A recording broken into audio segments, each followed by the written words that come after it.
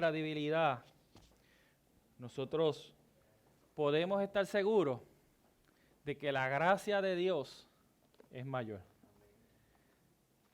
Que a pesar de que nosotros pequemos y continuemos pecando, la gracia de Dios es mayor. Eso no quiere decir que es una licencia para pecar, ¿verdad? Como a veces piensan, porque nosotros tenemos que seguir, ¿verdad? Lo que Dios dice en su palabra que tenemos que seguir, pero recordando que es la gracia de Dios la que nos va a sostener y nos va a llevar al puerto seguro. Hoy terminamos con esta serie de esta preciosa epístola, la epístola del apóstol Pablo a Tito. Enseñados por su gracia, precisamente, es el tema o el lema de esta serie expositiva que hemos venido cubriendo por las últimas 5 semanas y hoy llegamos a su fin, ¿verdad? Como dice una canción popular, todo tiene su final. Y hoy llegamos al final de esta exposición que hemos visto cómo la gracia de Dios, a pesar de las situaciones en la iglesia, las iglesias de Creta, la gracia de Dios ha sostenido o sostuvo a estos hombres de Dios, estos creyentes.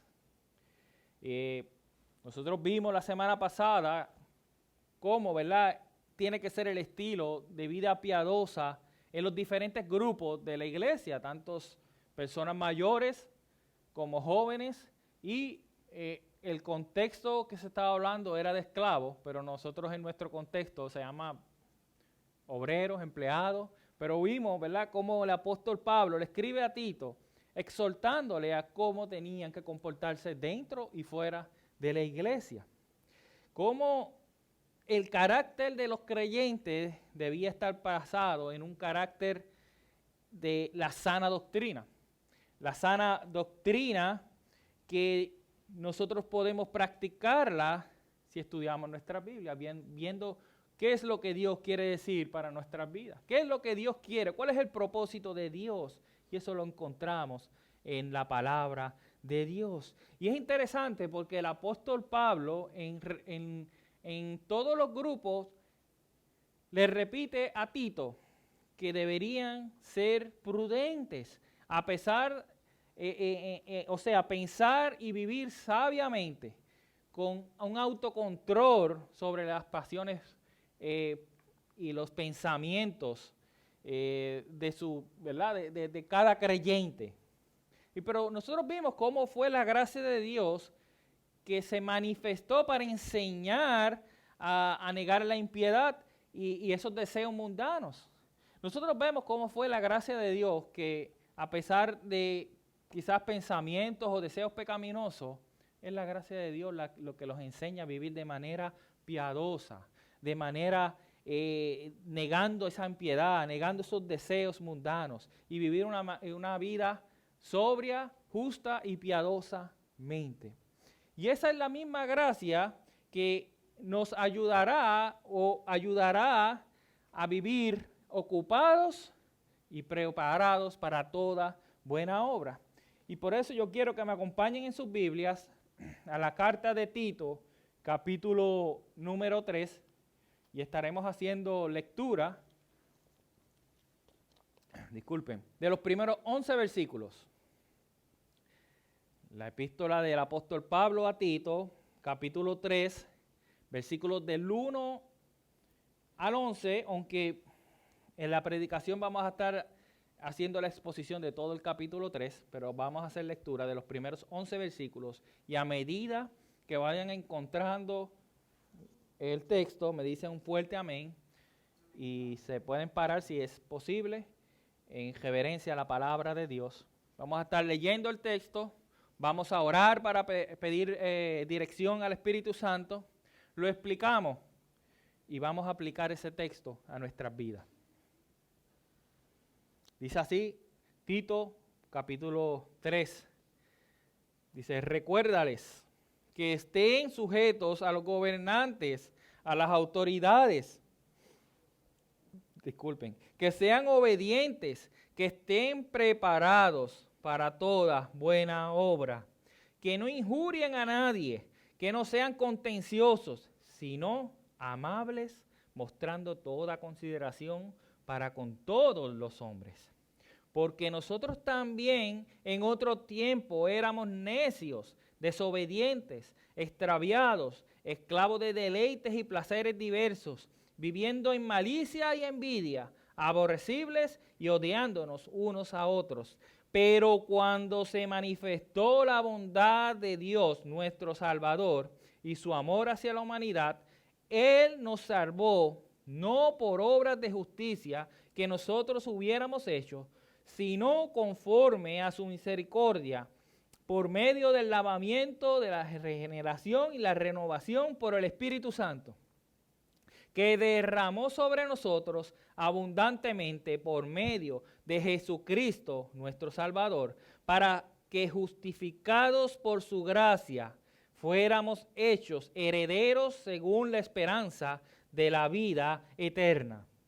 Palabra fiel es esta. Y en cuanto a estas cosas, quiero que hables con firmeza, para que los que han creído en Dios procuren ocuparse en buenas obras. Estas cosas son buenas y útiles para los hombres, pero evita controversias necias, genealogías, contiendas y discusiones acerca de la ley, porque son sin provecho y sin valor. Al hombre que cause divisiones después de la primera y la segunda amonestación, deséchalo, sabiendo que tal es perverso y peca, habiéndose condenado a sí mismo. Padre Santo y Todopoderoso, Padre, hemos leído tu palabra y ahora te pido que nos hagas sensible a la voz del Espíritu Santo y que me deje a mí la mejor claridad posible y que pueda mantenerme fiel a tu palabra. En el nombre de Jesús. Amén y amén. Pueden sentarse. Ocupados y preparados para toda buena obra es el título de la exposición de esta mañana. Y yo la he dividido en 3 encabezados, ¿verdad? Son 3 preguntas que vamos a estar contestando a medida que vayamos, ¿verdad?, exponiendo el texto. La primera pregunta es, ¿cuáles son esas buenas obras? Vamos a verla del versículo de 1 al 3. El segundo encabezado es, ¿cuál es la obra más grande? De los versículos 4 al 7. Y la última pregunta que estaremos respondiendo es, ¿qué obras debemos evitar? Del versículo 8 al 11. En el capítulo 2 nosotros vimos que cada uno de los grupos sociales dentro de la iglesia tiene sus particularidades o sus particulares obligaciones morales. Pero todos los creyentes también tenemos obligaciones en común. Todos somos llamados a vivir como santos en medio de una sociedad que vive a espaldas de Dios. Aunque nuestro Señor pide que nos separemos del mundo, Él no está queriendo decir que nos alejemos de las personas. Él estaba hablando que no sigamos los valores y las aspiraciones de este mundo. Él no quiso decir, o no quiere que nosotros digamos, esos que no creen están allá y nosotros estamos acá. No, nosotros vamos a estar en el mundo, ¿verdad? Recuerda la oración de Juan 17, cuando Jesús le pide al Padre, yo no te pido que los saques del mundo, sino que los cuides del mundo. Jesucristo lo que quiere es que nosotros, aunque vivamos en este mundo, nosotros no sigamos la corriente de este mundo, sino que nosotros vivamos testificando en el mundo y viviendo como mostrando la luz que nosotros tenemos dentro de nosotros, y esa luz es Jesucristo. Que nosotros seamos la sal de este mundo. Eso es lo que quiere nuestro Señor Jesucristo. Y es por eso que Pablo le dice a Tito que les tiene que recordar a los creyentes de Creta que estén listos para toda buena obra. Entonces, ¿cuáles son esas buenas obras? En el versículo 1 nosotros vemos que aunque los creyentes de Creta están aguardando el glorioso retorno de aquel que los compró por su propia sangre, no deben olvidar jamás su deber aquí en la tierra mientras esperan la segunda venida de nuestro Señor Jesucristo. Dice el apóstol Pablo, recuérdales. Eso es una palabra, eso es un imperativo presente activo, o sea, que quiere decir que es algo constante. Recuérdales en todo momento, recuérdales. No es solamente decirle, recuérdese de esto, no, en todo momento, recuérdate. ¿Qué se tenían que recordar? Número 1, y esto yo estoy seguro que le dolió a los creyentes de Creta y nos duele a nosotros también, que se sujeten a las autoridades, ¿verdad? Cuando Pablo le dice a Tito que le recordara a los cretenses que se sometieran a las autoridades, debemos tener en cuenta que quizás la opresión que recibían del gobierno de Creta, ¿verdad? El gobierno romano quizás tenía leyes injustas, quizás tenían que pagar impuestos injustos y quizás los que los rodeaban vivían de una manera déspota, ¿verdad? Cualquier parecido a nuestra realidad es una coincidencia, pero realmente esta gente de Creta, por ser creyentes, eran perseguidos en todos los aspectos de su vida. ¿Y qué le dice Pablo? Olvídate de eso, Cristo viene pronto. Nuestra ciudadanía está en el cielo, no aquí.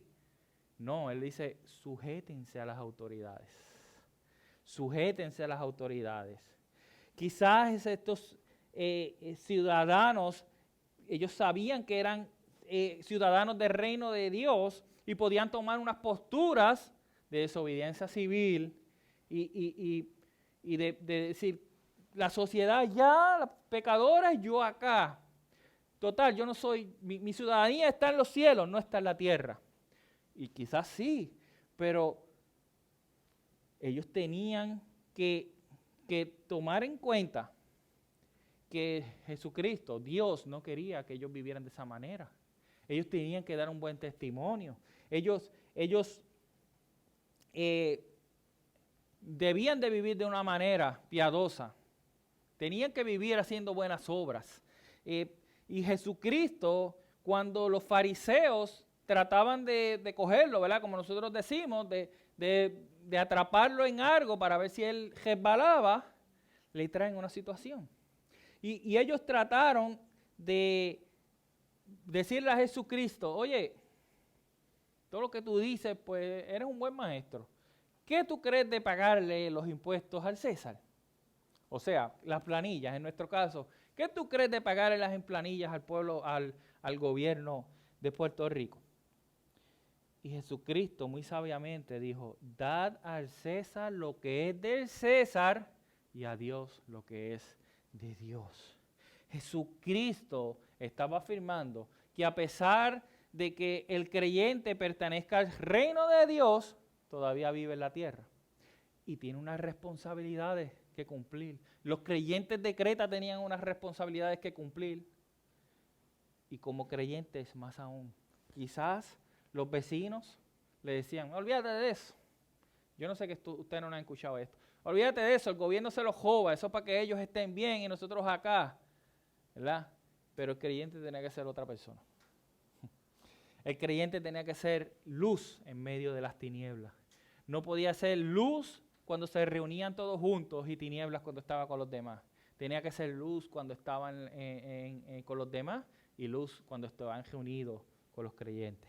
Luego Pablo le dice la segunda afirmación, sean obedientes. Y esto va de la mano con estar sujetos a las autoridades. Recuerden lo que Pablo describió a los cretenses en el capítulo 1, versículo 12. Malas bestias. ¿Quiénes son los cretenses? Malas bestias. Estaba citando a un poeta cretense y Pablo dice que eran malas bestias. Y Pablo, al emplear esta palabra, esto no estaba insultándolos a ellos. Él no estaba diciendo, ustedes son unas malas bestias, ¿verdad? Porque a veces nosotros pensamos en nuestro contexto, que cuando tú le dices, mira, sos bestia, lo que quiere decir es, tú eres bruto, tú eres esto, tú eres lo otro. Y a lo que Pablo se refería era que las malas bestias no se podían domar, no podían, o sea, ellos no querían que ningún sometimiento a la autoridad, y los cretenses eran así. Entonces Pablo estaba tomando este ejemplo para que los cristianos se sometieran a las autoridades, ¿verdad? Los cretenses son así, pero ustedes no pueden ser así. Ustedes tienen que someterse a las autoridades. Ustedes tienen que ser buen ejemplo. Ustedes tienen que ser luz en medio de las tinieblas. Y la tercera afirmación que Pablo les dice a Tito, que recuerde a los cretenses, a los creyentes retenses, es que estén preparados para toda buena obra. Esto es algo más positivo, ¿verdad? Que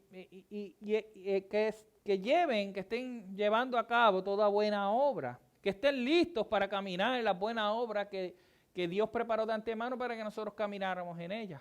Imagínense si nosotros tenemos un Dios de gracia, que no tan solo nos salva a nosotros, sino que prepara las obras, las buenas obras para que nosotros caminemos sobre ellas. Las buenas obras de Dios, porque a veces nosotros queremos hacer buenas obras por nuestra fuerza, y para Dios las obras del ser humano son como trapos de inmundicia.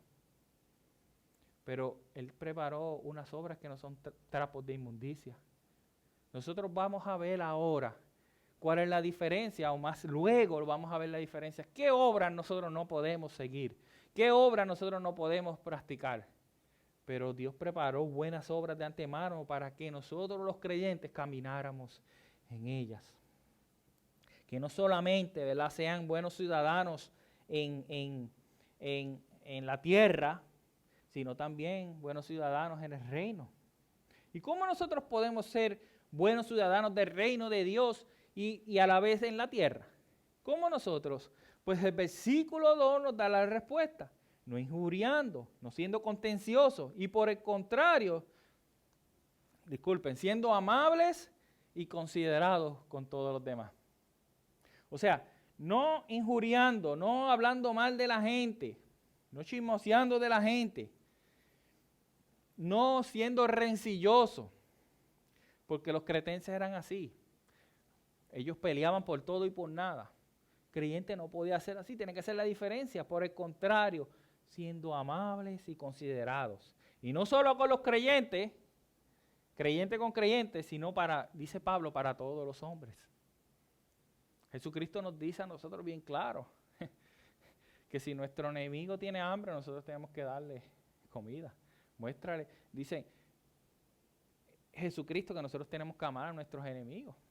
¿Y qué mejor amor cuando le mostramos el Evangelio? Cuando lo mostramos no tan solo con las palabras, sino con nuestras acciones. Y eso es lo que Pablo quiere que nosotros hagamos, o que los cretenses hicieran, y la palabra de Dios también nos dice que nosotros tenemos que ser así. Pablo sabía que de ese gran problema de los cretenses, por eso insta a los creyentes de Creta a ser diferentes a los demás de la sociedad. La bondad y la gentileza debían ser mostradas a los no creyentes. No importando, porque a veces nosotros mostramos gentileza, nosotros mostramos bondad por aquellos que nosotros pensamos que van a ser creyentes. Pero ¿y aquellos que nos insultan? ¿Somos igual? ¿O hacemos acepción de personas? Nosotros tenemos que mostrar bondad y gentileza, aún con los inconversos. Es Dios lo que los va a salvar. Nuestro problema es mostrar el Evangelio con palabras y con acciones. Quizás los creyentes de Creta tenían un pensamiento de separación entre creyentes y no creyentes, llevándolos al punto de que a estos los trato bien, pero a aquellos impíos, pecadores, yo los trato mal. Total, ellos no son ciudadanos del reino. Pero como les dije, Dios no nos llamó a eso. Dios nos llamó a mostrar, a hacer luz, a mostrar la bondad, a mostrar la gentileza a los demás. Quizás ellos puedan decir, estos no son dignos de mi amabilidad y de mi consideración. Mira, yo soy hijo del rey y aquellos son unos impíos. Quizás ellos podían decir eso. Quizás hay creyentes hoy en día que piensen eso. No lo dicen, pero lo piensan con nuestras acciones. Muchas veces nosotros lo hacemos. Cuando vemos a aquel pordiosero que está allá, ¿qué hacemos?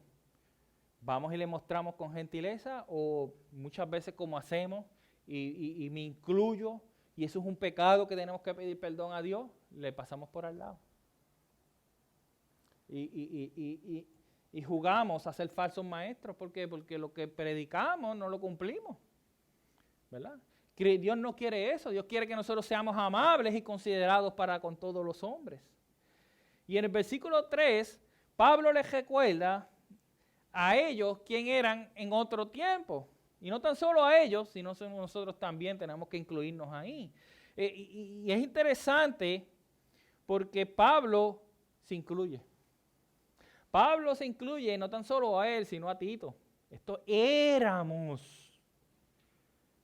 No, ustedes fueron así, yo no, mira, yo soy el apóstol. Mira, yo soy el pastor, yo soy este. No, nosotros éramos así. Aquel que está sentado allá era así, pero yo también soy así, era así. Dice, éramos necios, desobedientes, extraviados, esclavos de deleites y placeres diversos, viviendo en malicia y envidia, aborrecibles y odiándonos unos a otros. ¿Qué clase de descripción hizo Pablo? ¿Qué clase de panorama sombrío él describe de cómo éramos antes sin Cristo? Y a veces decimos, pero yo no soy necio, yo tomo buenas decisiones. Dios dice que la sabiduría más alta del ser humano para Dios es necedad. ¿Por qué? Porque una persona necia es una persona que no toma a Dios en cuenta en nada. Y si nosotros somos así como creyentes, arrepintámonos y descansemos en la gracia de Dios, en la provisión de Dios. Desobediente, aquí no hay nadie que me puede decir a mí, yo soy el más obediente del mundo, yo nunca he desobedecido. Porque desde que nacemos somos desobedientes. Cuando el bebé empieza y tira la botella para el lado, ¡ay, qué lindo! No, es un nene pecador también. Son pecadorcitos, como dice un pastor dominicano, son pecadorcitos. Son bonitos, pero ¿verdad? Y si los dejas así, extraviados. ¿Qué quiere decir extraviado? No sabemos el camino hacia Dios. Eso era, nosotros estábamos extraviados por el mundo, buscando qué yo quiero hacer. Pues mira, yo quiero ir para acá, yo quiero ir para Marte, hay que hacer algo en Marte porque el mundo se está acabando y tenemos que hacer esto. Eso es extraviado. Y una persona en Dios dice, quien tiene el control en mi vida es Dios, a pesar de que se esté cayendo el mundo en canto. Es Dios el que sostiene. Esclavo de deleite y de placeres diversos. Esto éramos mucho antes. Esto no quiere decir, a veces pensamos en esto y pensamos en placeres y es placeres sexuales nada más, pero es que hay muchas cosas. Era mi vida antes, nada más pendiente a mi carro, a mi casa. No, muchachos, yo tengo que irme a beber la pipona todo el tiempo. No, mira, yo tengo que hacer, yo no sé cómo se dice ahora, ¿verdad? Pipona era, le decían a la cerveza. y yo tengo que hacer esto. Esos son placeres, ¿verdad? Esos son los deleites y placeres, ¿verdad? Que no es que tú no cuides tu casa, tú tienes que cuidarla con un buen mayordomo, tu carro, pero eso no puede ser lo primero en tu vida. Tu trabajo no puede ser primero en tu vida. Tu familia no puede ser lo primero en tu vida, tiene que ser Dios. Y eso era lo que Pablo le estaba transmitiendo a ellos. Está bien, ustedes son creyentes ahora, pero ustedes vivían de esta manera, aborrecible. ¿Usted no cree que Pablo estaba pensando en él mismo cuando él dice aborrecible y odiándonos unos a otros? Cuando él odiaba a los creyentes, cuando él los perseguía para matarlos. No era para simplemente como a veces nos hacen y se burlan de nosotros. Él los mataba, él sentía para que los matara, para que los metieran a la cárcel.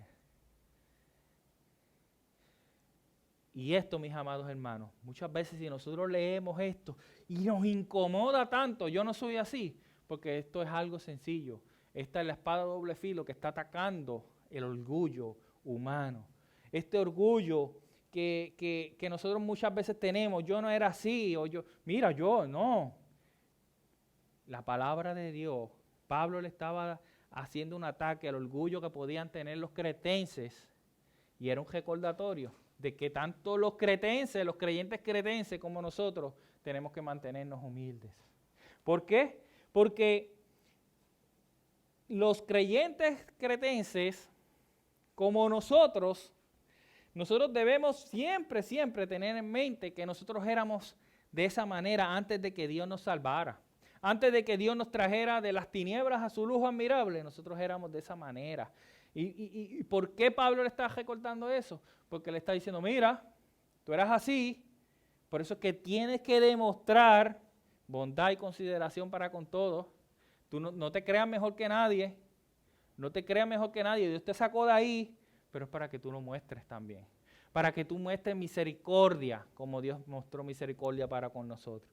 Para con ellos y para con nosotros.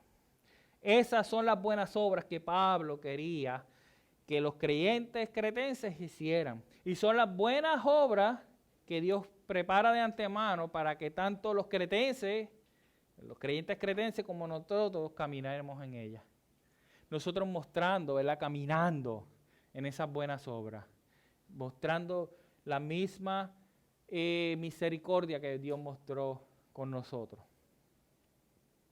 Y entonces nosotros ahora tenemos que hacer la pregunta, ¿cuál es la obra más grande? Nosotros sabemos cuáles son las buenas obras, parte de las buenas obras que Dios preparó de antemano, pero ¿cuál es la obra más grande? Pablo pasa de recordarle a Tito, de que les recordara a esos creyentes cretenses que caminaran en las buenas obras de bondad y gentileza, para recordarles cuál era la obra más grande. ¿Cuál era la obra más grande que ningún ser humano podía hacer? Dice, y en estos versículos el apóstol Pablo nos resume a nosotros, resumió a los cretenses la gloria de la salvación que tenemos en el Señor Jesucristo y que para nosotros es la muestra de la grandeza, de la gracia de Dios. Dice, pero cuando se manifestó la bondad de Dios nuestro Salvador y su amor hacia la humanidad, escuchen lo que dicen, Él nos salvó, y aquí está la palabra que nosotros tenemos que tener bien en presente, no por obras de justicia que nosotros hubiéramos hecho, sino conforme a su misericordia, por medio del lavamiento, de la regeneración y la renovación por el Espíritu Santo, que Él derramó sobre nosotros abundantemente por medio de Jesucristo nuestro Salvador. ¿Para qué? Para justificarnos por su gracia, fuésemos hechos herederos según la esperanza de la vida eterna. Qué sorprendente contraste o en realidad es un doble contraste. Número uno, un contraste entre la inhumanidad del hombre hacia el hombre, descrita en el versículo 3, y por el contrario, el contraste, la benignidad de nuestro Dios, la misericordia de nuestro Dios y su amor hacia el hombre. La bondad de Dios, ¿verdad? Que nosotros vimos en los versículos 3 cómo era el ser humano antes de Dios. Pero, ¿cómo Dios fue? ¿De dónde, verdad? ¿De dónde Dios nos sacó? ¿Qué fue lo que hizo Dios? Y el segundo contraste es que sobre las densas tinieblas de nuestro pasado, Él aparece, ¿verdad? Como una luz en medio de esas tinieblas, de esas densas tinieblas. Yo no sé ustedes si han estado en un sitio o cuando por la noche, ¿verdad? Y está todo apagadito, que no hay ni una luz. Y tú te levantas y tú no ves ni tu mano, ¿verdad? Y tú vas caminando y de momento, ¡pac!, te das en el dedo pequeño del pie con la esquina de la cama, ¿verdad? Que mucho duele, porque no vemos. Y entre más viejos los jóvenes, entre más viejos somos, más peor, esto es peor, porque menos vemos, ¿verdad? necesitamos poner las lucecitas chiquitas esas, pues esa densidad es la que hay en la vida de los que no han venido a Cristo. Y usted imagina esa densidad, y tú en medio de esa densidad que no se ve nada, hay una luz que te guía. Y esa luz fue la que apareció cuando Dios nos salvó. Esa luz fue Jesucristo. Cuando en medio de las tinieblas y no había esperanza, ahí apareció Jesucristo en nuestra vida. Pablo le dice a Tito, recuérdenle a los creyentes que traten a todos con bondad y mansedumbre, no injurien, no sean contenciosos, porque tienen que acordarse de lo que eran antes. ¿Cómo eran antes? Lo que describimos en el versículo 3, necios, desobedientes, así por el estilo. Y fue Dios que cuando nosotros estábamos sumergidos en nuestro pecado, nos rescató, nos libertó, nos sacó de esa oscuridad y nos trajo a su luz admirable. Eso fue lo que hizo Dios. Pero ¿cómo hizo Dios esa obra? Cuando se manifestó la bondad y el amor de Dios. Eso fue cuando Cristo vino en su primera vez. Cuando Cristo vino y nació de una virgen, de la Virgen María. Y Él nació como un ser humano. Siendo Dios, nació como un ser humano, en un lugar humilde. Siendo un rey, recuerdan, cuando nosotros vemos a los sabios de Oriente, ¿verdad? O los 3 reyes magos, que no eran más, bueno, vienen para acá a adorar a un rey. Porque la profecía que ellos sabían era que cuando iban a ser un rey, el rey de Israel. Y recuerden la historia, ¿verdad? Llegan ahí, Herodes se molesta porque él era rey y nace.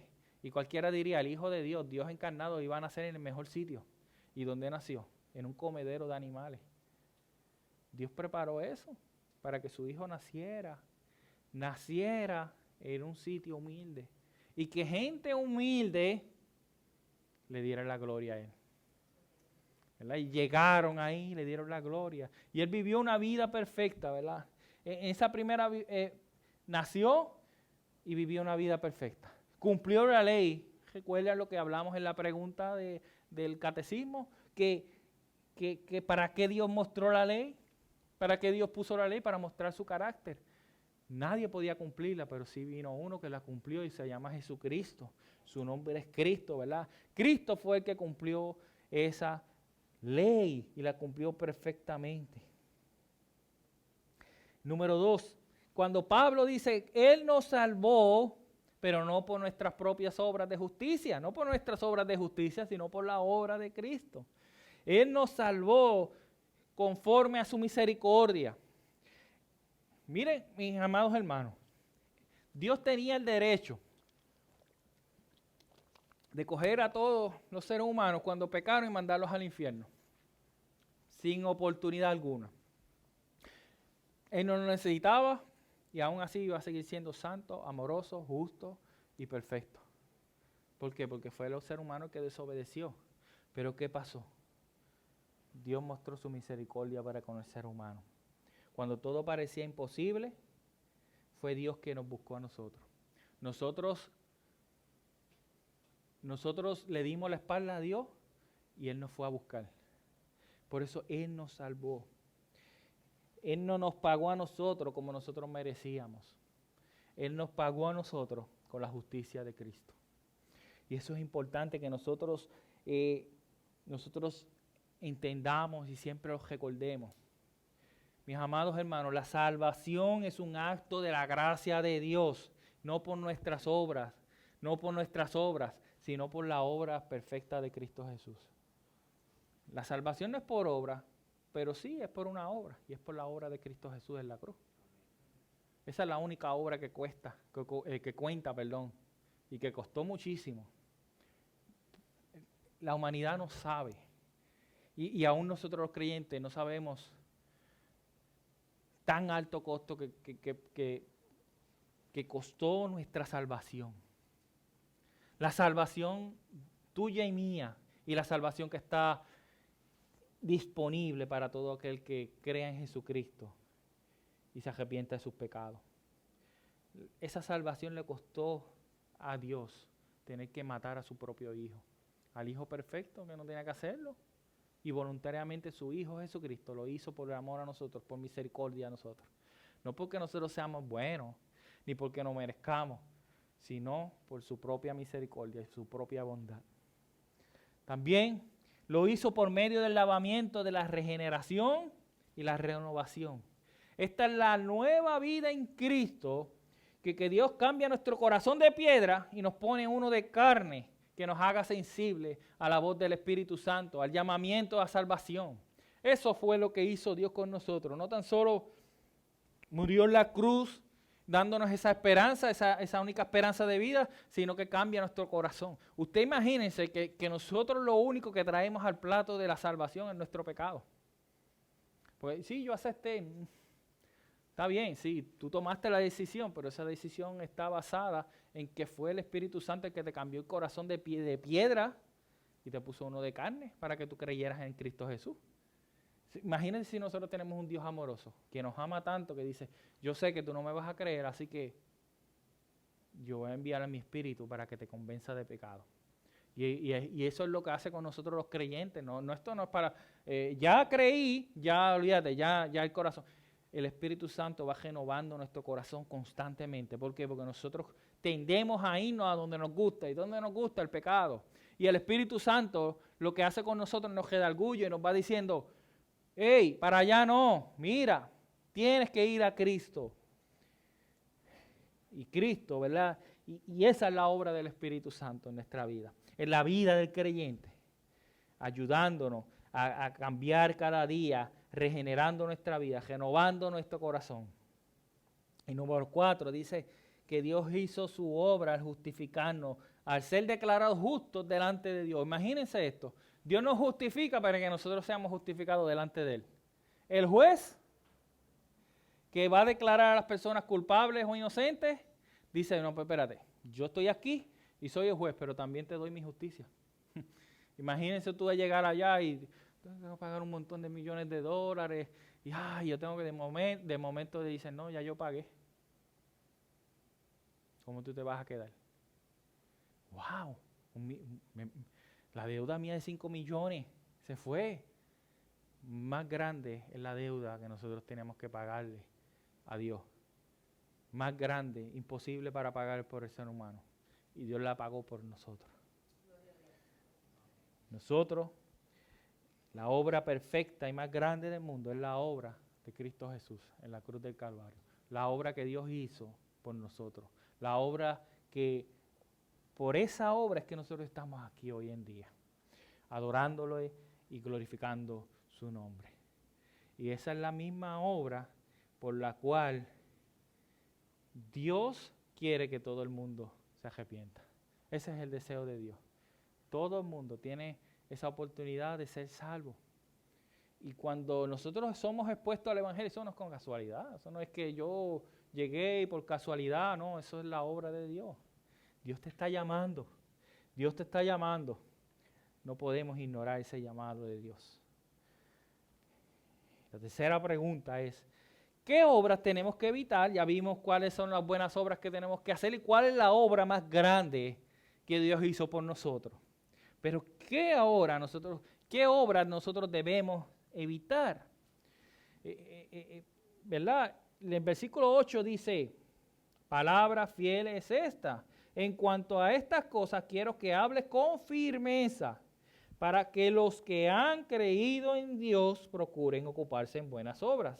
Estas cosas son buenas y útiles para los hombres. Pablo le estaba dando la seguridad y la autoridad a Tito para que hablara con firmeza.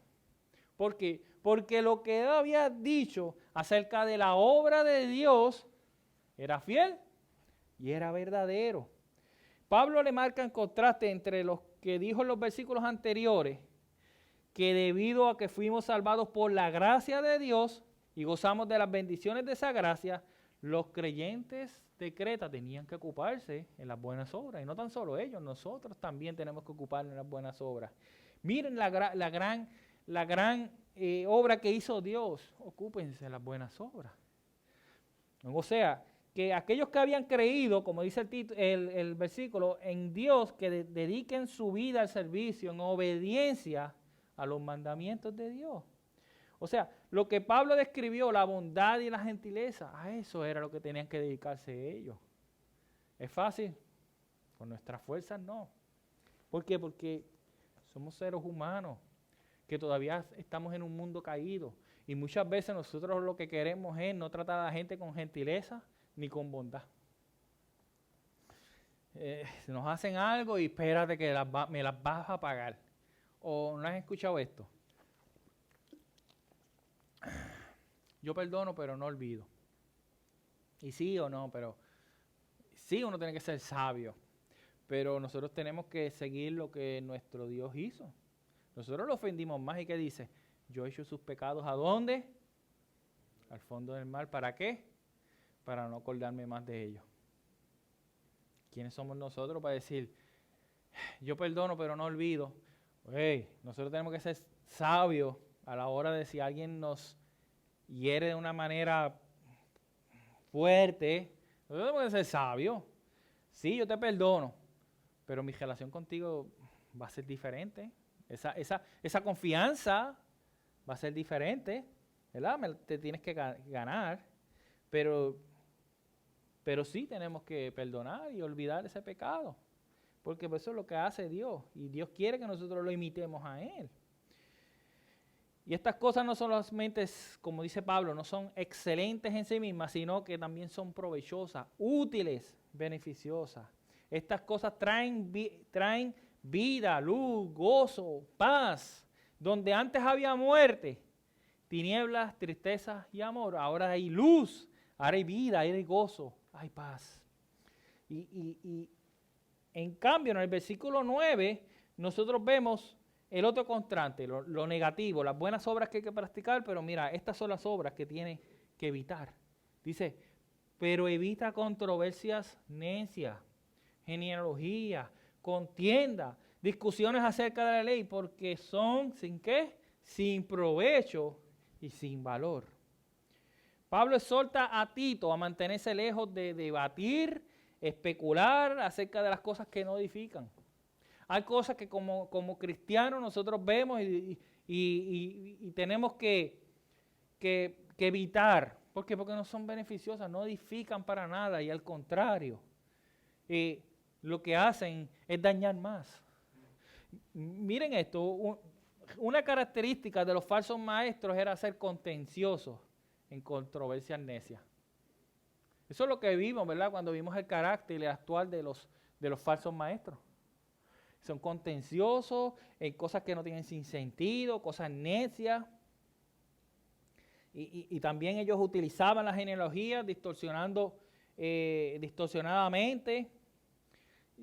La genealogía en sí no eran malas, ¿verdad? Tienen un propósito. Cuando nosotros vemos a la Biblia, nosotros vemos y dice, sí, pero es que el número, muchachos, eso es, a mí no me gusta leer números porque es que eso es, fulano es esto y entonces los nombres no son fáciles, ¿verdad? Por eso tenían un propósito ahí. Tenían un propósito y el propósito era que esto estaba mostrando que Dios guardaba su pacto y sus promesas a lo largo de las generaciones. Ese era el propósito de la genealogía. Lo que sucede es que estos falsos maestros las cogían. No. Yo pertenezco a la tribu de tal, mira esto, y si tú no perteneces ahí, tú no tienes las bendiciones de Dios. Tú sabes, a eso era lo que Pablo se refería, de que ellos tenían que evitar, esas obras necias tenían que evitar. Y en los versículos 10 al 11 nosotros vemos que Pablo exhorta a Tito que aquel que cause controversia y cause división debería aplicarle la disciplina eclesial. Nosotros vimos hace unas semanas atrás cómo es esto, ¿verdad? Y cuál era el propósito de la disciplina eclesial. La disciplina eclesial, su propósito, ¿verdad? Tú llamas la atención a la persona. Jesucristo fue que la puso, ¿verdad? De cuando en Mateo 17, 18, ¿verdad? 15 en adelante dice, y si tu hermano peca, ve y repréndelo a solas, y si te escucha, has ganado un hermano, pero si no te escucha, lleva contigo a 1 o 2 más, para que toda palabra sea confirmada en boca de 2 o 3 testigos. Y si rehúsa escucharlos, dilo a la iglesia. Y si también rehúsa escuchar la iglesia, sea para ti como un gentil y el recaudador de impuestos.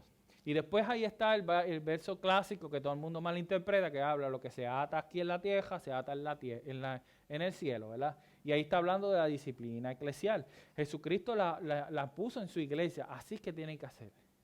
Entonces Pablo le está diciendo a Tito que cause controversia y división, tú tienes que desecharlo. ¿Por qué? Porque va a dañar a los demás. Pero no está diciéndole, de que aquel está en contra de lo que nosotros decimos y se lo hicimos una vez, usted tiene que irse. Eso no es así. Eso es un proceso de disciplina eclesial. Si la persona es necia y se mantiene ahí en ese rol y no se arrepiente de sus pecados, pues entonces hay que desecharlo. Hay que sacarlo de la comunidad eclesial. ¿Por qué? Porque iba a dañar a los demás. Y Pablo le estaba diciendo que tenía que desecharlo. Y en el griego, la palabra que utiliza ahí es paratúo, que lo que quiere decir es mantente alejado de la persona, ¿verdad? Pero si esa persona se arrepiente, ¿usted lo van a rechazar? No, Pablo dio ese ejemplo en Corinto. La persona se arrepintió y Pablo dijo, no, recíbanlo con amor porque se arrepintió de sus pecados. Pero Pablo le estaba diciendo que cause división de 2 o 3 amonestaciones y sácalo. A veces nosotros decimos, mira, pero es que hay 2 o 3, pero ellos sabían el contexto. Porque Pablo le enseñó muy bien a Tito, y esta carta era dirigida a Tito, y Tito sabía lo que tenía que hacer, con lujo y detalle. Pero le estaba recordando a él que el que cause divisiones, ya tú sabes lo que tienes que hacer. Y el versículo 11 nos da la razón, porque había que desecharlo, porque el tal es perverso y peca, habiéndose condenado a sí mismo. Una persona que cause división no está ni ocupado ni preparado para todas buenas obras. ¿Por qué? Porque sus obras son perversas y pecaminosas. La gracia de Dios no está obrando en la vida de esa persona. No. Él está despreciando las buenas obras que Dios preparó de antemano para que caminara en ellas. Una persona que cause división, una persona que se mantiene en pecado, está despreciando las buenas obras que Dios preparó de antemano para que se caminaran en ellas. El apóstol Pablo le escribe a Tito para que soltara a esos creyentes de Creta a que estuvieran ocupados y preparados para toda buena obra, siendo bondadosos, gentiles con los demás, no importando si son o no creyentes. Y siempre recordando su situación antes de ser salvados por Dios, antes de que la gracia de Dios los alcanzara. Y estando consciente que la obra más grande en la humanidad es la bondad de Dios y la obra del Espíritu Santo. Otro recordatorio es evitar las obras necias, sin provecho y sin valor. Por eso, no es tanto por los creyentes de Creta, sino también para todos los creyentes. Eso también es para nosotros, los creyentes de Iglesia Bautista Comunidad de Gracia aquí en Patilla. Entonces, ¿cómo nosotros, verdad? Nosotros podemos aplicar estos textos a nuestra vida. Nosotros vimos todo esto, nosotros vemos cuáles son las obras que Dios quiere que caminemos en ellas. ¿Qué fue la obra más grande de Dios? ¿Y cuáles obras nosotros tenemos que evitar? Pero ¿cómo nosotros aplicamos esto a nuestra vida? Como creyentes nosotros debemos estar preparados y ocupados para toda buena obra. Pero ¿cómo lo hacemos? Sencillo, viviendo o recordando vivir vidas obedientes y amables. Mis amados hermanos, a pesar de no estar de acuerdo con nuestros gobernantes, debemos ser ciudadanos obedientes. A pesar de que nosotros veamos que lo que están haciendo no es justo, o nosotros pensemos que es justo, nosotros como cristianos debemos comportarnos a la altura de nuestro Salvador. Y eso incluye pagando nuestras responsabilidades del Estado, obedeciendo las leyes del tránsito. Nosotros pues, si hay que pagar planillas, eso me duele, ¿cuánto? 5,000, y ese gobierno que los va a coger ahí para darle el contrato a los millonarios, a los amigotes de él. Pero Dios los puso ahí y nosotros tenemos que pagar. ¿verdad? Pagarlo, pagar los impuestos. Cuando estamos manejando, tenemos que obedecer las leyes de Dios. Tenemos que pedirle perdón a Dios, porque muchas veces nosotros estamos por ahí que parecemos que vamos para la Salina Highway, ¿verdad? Que nos creemos que vamos, y nosotros tenemos que muchas veces controlar eso, ¿verdad? Tenemos, ¿verdad? Yo me incluyo grandemente. Siendo amables con nuestro prójimo. Yo creo que esto es lo más difícil.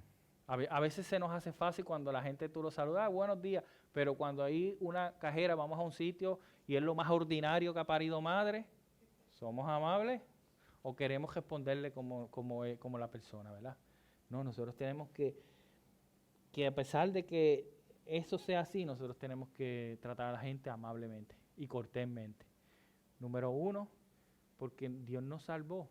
Y porque 2, tenemos que dar testimonio, no tan solo con nuestra boca, sino con nuestras acciones. Y siempre recordando que no tratar a la gente hostilmente y despreciando. Tenemos que recordar que en otro tiempo nosotros estuvimos en la misma situación como creyentes. La pregunta para nosotros como creyentes tiene que ser, ¿estamos siendo obedientes y amables con los demás? Analicemos esa pregunta. Cada vez que salimos, nosotros estamos dando testimonio de en quién creímos. ¿Estamos siendo obedientes y amables? Segundo, nosotros debemos recordar la gran salvación de Dios. Fue Dios quien tomó la iniciativa de que el ser humano se salvara. Nosotros como creyentes debemos recordarnos en todo momento que eso fue solo la obra de Dios la que regeneró nuestras vidas y nos salvó. La que nosotros, a pesar de que pecamos contra Él, nosotros no nos podemos salvar a nosotros mismos. Fue Dios quien nos salvó, nos buscó de esa luz de las tinieblas, nos buscó a su luz admirable. También, mis amados hermanos, debemos mantenernos humildes y ocupados en las buenas obras, en esas buenas obras, ayudando a las personas, hablando del Evangelio. Y yo quiero hacer una pausa y hablar de los no creyentes. Ustedes vieron cómo la bondad y el amor de Dios se manifestó cuando trajo la salvación. Y simplemente les quiero decir que esa salvación está disponible para ustedes. Esto no es una casualidad que ustedes estén aquí, que estén viendo por el internet. Eso no es casualidades, para Dios no hay casualidad. Dios tiene propósito y el propósito de Dios es que todos se salven. Y si usted está escuchando este mensaje y usted vio la obra de Dios, que fue Dios el que salvó, el que nos convenció de pecado, Dios quiere que te salves. Coge a los pies de Cristo, coge en arrepentimiento y fe. Ve tu manera de vivir y dice, sí, yo he vivido de esa manera que se describe en la palabra. Yo me arrepiento de mis pecados, pero también creo la obra que hizo Cristo. Córrese allá. Esa es la mejor decisión, esa es lo más grande que tú puedas hacer en tu vida. Dice que el que busca su reino y su justicia, las demás cosas serán añadidas. Eso es para los creyentes, pero para los inconversos, si tú buscas a Cristo, lo demás va a ser añadido en tu vida, a la manera de Dios. Y también recordemos mantener nuestro rumbo. Recordar mantener ese rumbo. No nos desviemos hacia discusiones necias, sin provechos y vanas. Yo sé que en muchas ocasiones es necesario contender ardientemente por la palabra, pero ¿cómo nosotros sabemos la diferencia entre lo que es necio y lo que no es necio? Cuando vamos a su palabra y vemos. Si hay alguien que está contendiendo y está diciendo una herejía, nosotros tenemos que ardientemente, no quiere decir, no, es por la palabra, con la verdad. No, esto es lo que dice la palabra. Pero cuando vengan a tratar de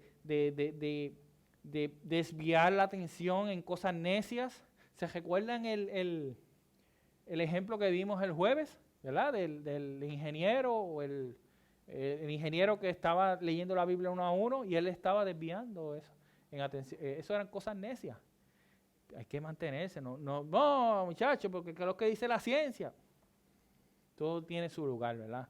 Pero nosotros como creyentes no podemos perder nuestra fuerza y nuestro tiempo en cosas necias, en cosas que no tienen sentido, que no son provechosas ni para ti ni para la persona que está escuchando o la persona que está contigo. Es verdad que en nuestra iglesia, cuando comience una persona a tratar de buscar hablar de temas que no edifican a la congregación, no perdamos nuestro tiempo. Pero también hay que tomar cartas en el asunto con esa persona. No discutiendo, pero siguiendo la exhortación de Pablo. ¿Cuál era la exhortación de Pablo? Si esa persona está causando división, ¿qué tenemos que hacer como iglesia? Nosotros sabemos qué tenemos que hacer como iglesia. ¿Por qué? Porque ese es nuestro trabajo como iglesia. Sí es edificarnos unos a otros, pero es llevar el mensaje de salvación a los demás. Y nosotros tenemos que mantenernos firmes en eso. No podemos permitir que vengan personas con situaciones necias que quieran desviar el propósito de Dios para la iglesia. Tenemos que tomar cartas en el asunto. Nosotros sabemos cómo Pablo nos dice que tenemos que hacerlo, cómo la Biblia nos dice que tenemos que hacer en una situación como esa. Mis amados hermanos, busquemos siempre estar ocupados y preparados para toda buena obra. En conclusión, durante las últimas 5 semanas, nosotros hemos navegado por esta preciosa y confortante epístola de Tito, esa carta que Pablo le escribe a Tito para exhortar a los creyentes de Creta de cómo dirigir la iglesia, ¿verdad? Cómo se debe dirigir la iglesia. Nosotros vimos cómo debe ser el carácter y el actuar de un pastor, de un anciano, de un obispo. Cómo tiene que ser, que fuera irreprensible, que fuera no iracundo, hospitalario, entre otras características que ve en el capítulo 1. Y que sobre todo exhorte con sana doctrina y refute a los falsos maestros.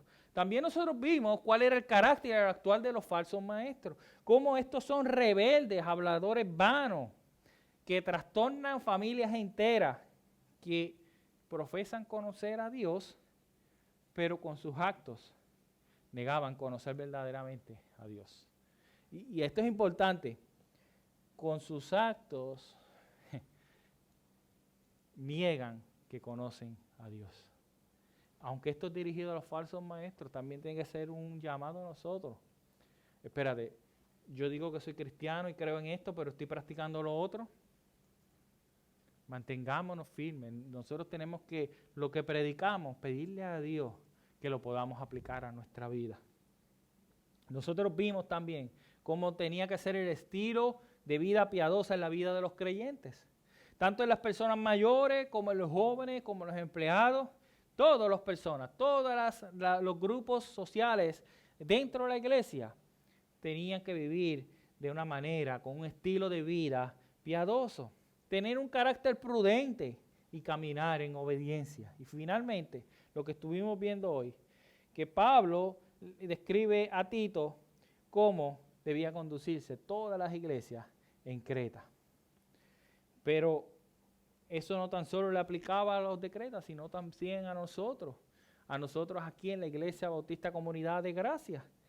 Y nosotros debemos conducirnos de la manera en que Pablo le estaba exhortando a Tito, sabiendo sobre todo, mis amados hermanos, que la gracia de Dios que nos salvó, nos sostiene y somos enseñados por la gracia de Dios.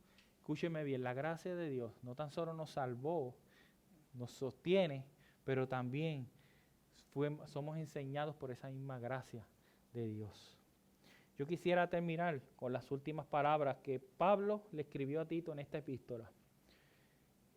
Que dice, cuando te envíe a Artemas y a Tíquico, procura venir a mí en Nicópolis, porque he decidido pasar el invierno allí.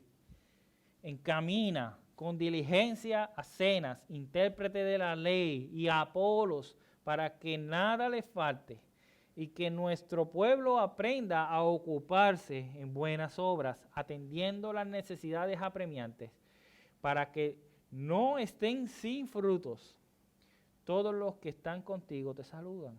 Saludan a los que nos aman en la fe. La gracia sea con todos nosotros.